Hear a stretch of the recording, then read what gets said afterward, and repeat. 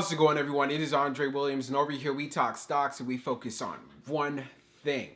Always protect your profits. And today we're going to be talking about Lucid, which ended up posting a red day inside of the market. No surprises there. If you guys watched my previous video, we can look forward to seeing weakness for this week. We have the Fed meeting, and also we have the quad witching on the Friday. So even though I was telling you guys this stock is going to pull back and it could see below $20 for this week, I was getting a lot of hate, a lot of the fanboys saying, you don't know what you're talking about. You are delusional if this stock goes under $20. Well, you know what? We'll talk about it further in this video. I won't waste any more time. Let's jump into the agenda. If you're new to this channel, I just want to let you know we got timestamps down below inside the description. But if you're a shareholder or you're thinking about taking a position, I highly suggest you watch this full entire video. So the first thing we're going to go over is a technical analysis. We're going to be taking a look at the overall price action. We want to know support. We want to know resistance. We want to know what it looks like in the bearish case scenario and as well as in the bullish case scenario. And then we're going to be going on Fintel, taking a look at the recent institutional ownership and short interest information. The reason why this is important, because it does have an impact on the way the stock performs. And then we're going to be taking a look at the order flow distribution. We want to know the buying and the selling behavior on the retail side and as well as on the institutional side. And then when all of that is done, we'll be going into the final thoughts and as well as some more details. So let's get to it. So we're going to do a technical analysis for Lucid. Let's see how it performed on the day. So it ended up closing at $21.55, being down 5.98%.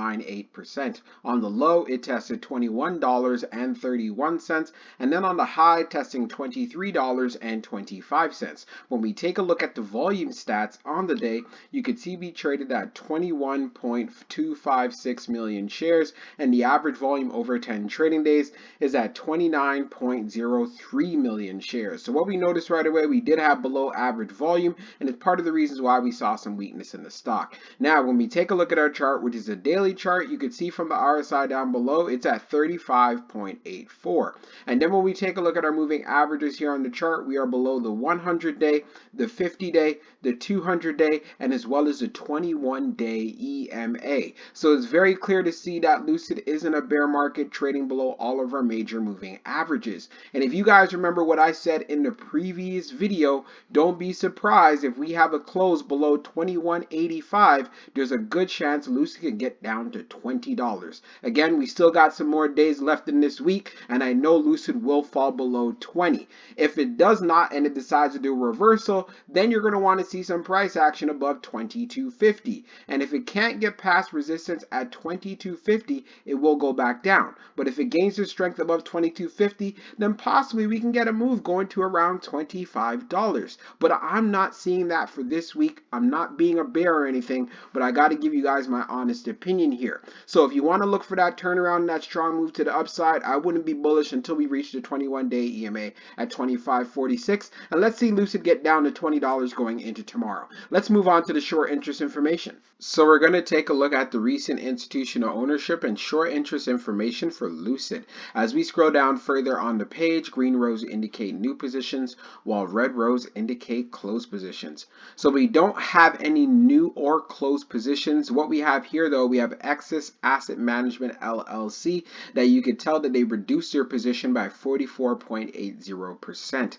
And now when we take a look at the short interest, the off-exchange short volume ratio is at 65.15%, and then for the off-exchange short volume, it is just over 4.40 million shares. Scrolling down further on the page, the short shares availability is at 35,000, updated 6 minutes ago, and then for the short ball fee rate, it is at 16.26%. When we take a look at the history of the short volume, you can see for the close of the 10th, it was at 57.42, and then for the close of the 11th, being at 65.15. So one thing that remains clear, Lucid does have short squeeze potential, and we can't wait to see what the numbers will be later on in the evening. If you do catch it while watching this video, then let us know inside of the comments. Let's move on to the order flow distribution. Now let's take a look at the order flow distribution for Lucid. So we see on the inflow it was at 82.23, and then on the outflow, it's at 127. Keep in mind, these numbers are in the millions, and we had an outflow day. Taking a look at the breakdown, on the large, it was 1.59. On the medium, it was 45.13. And then on the small, it was 35.51.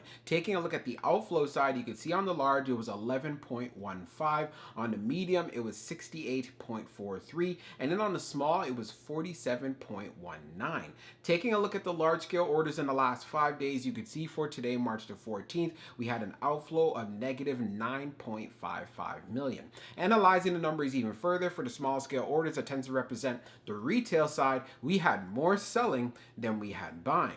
And then when we take a look at what happened on the medium, we had more selling than we had buying. And then when we take a look at the large, it represents whales, institutions, and funds. As we just saw, we had more selling than we had buying. And then when we take a look at the turnover ratio, it was at 1.29%. So this continues to be a consistent range for Lucid. But one thing that is very clear, since we are seeing a lot of selling pressure inside of the market, Lucid is going down with it. So let's get into the final thoughts, and we'll go over some more details as well. So for my final thoughts for Lucid, when it comes to the price action going into tomorrow, you're going to want to see some strength. It has been selling off for quite a bit. But one thing that is very clear, if it has resistance around $22.50 or even at $23, then there's a good chance it could pull back to the $20 range. And as far as for this week, like I said in my previous video, don't be shocked if you see this stock trading below $20. We have the Fed meeting that's going to be happening on Wednesday and as well as the Thursday, and then we have the quad witching that's going to be happening on the Friday.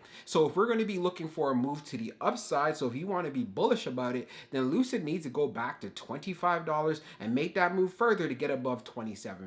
For myself, I don't see this happening for this week, but that's just my personal opinion, and I could be wrong on that. And also, I want to send a shout out to all of the viewers that have been saying, Dre, thank you for not letting me FOMO into Lucid when it was trading in the $40 range and as well as the $50 range. You were seeing many people all over the place telling you it is okay to buy at this level, and I was one of the few people that was telling you that, you know what, it is overvalued. If you're looking at it as a long-term investor, you want to be patient. See if you can get those shares at a much better price. And if you are a long-term investor and you've been taking the advice from my videos, but of course this is not financial advice, this is doing it alongside with your research, you've been able to see Lucid pull back quite a bit, and now you can continue to wait and look for a price that will be better for you. But with all of that said, I am not bearish when it comes to Lucid stock. I do believe in their long-term prospects. I do believe they have potential, but we cannot ignore what's going down inside of the markets, and we can't let emotions get in the way of rational thinking.